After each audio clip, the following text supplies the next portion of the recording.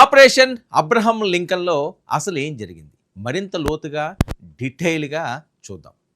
అది Gulf of Oman ప్రపంచ చమురు రవాణాకు అత్యంత కీలకమైన జలసంధి. అక్కడ నిశ్శబ్దాన్ని చీల్చుకుంటూ ఒక్కసారిగా దూసుకొచ్చిన క్షిపణులు. Iran Islamic Revolutionary Guards IRGC వేసిన స్కెచ్ అమెరికా రక్షణ కవచాన్ని ఛేదించిందా? మరి ఇరాన్ ప్రాదేశిక జలాలకు 340 కిలోమీటర్ల దూరంలో మాటు వేసిన యుఎస్ఎస్ అబ్రహం లింకన్ను టార్గెట్ చేసిన ఇరాన్ క్షిపణులు, ఆత్మాహుతి డ్రోన్లు. ఈ దాడిలో అబ్రహం లింకన్కు గణనీయమైన నష్టం ఏర్పడిందని వస్తున్న వార్తలు. దీంతో భయపడిన అమెరికా తన యుద్ధ నౌకను అరేబియా సముద్రం వైపు తరలించిందని బాంబు పేల్చిన ఇరాన్. మరి ఇరాన్ ప్రకటనపై అమెరికా ఏమంటుంది?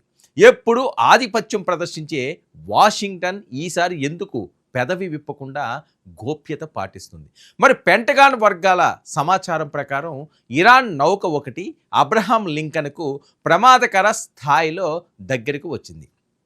వెంటనే నావికాదళం మార్క్ 45 గన్లతో విరుచుకు పడింది. మరి హెల్ ఫైర్ క్షిపణులతో హెలికాప్టర్లు రంగంలోకి దిగాయి. కానీ నౌకకు జరిగిన నష్టంపై మాత్రం అమెరికా మౌనాన్నే ఇప్పటికీ వహిస్తుంది. మరి గతంలో ఇలాంటి దాడులను కొట్టిపారేసిన అమెరికా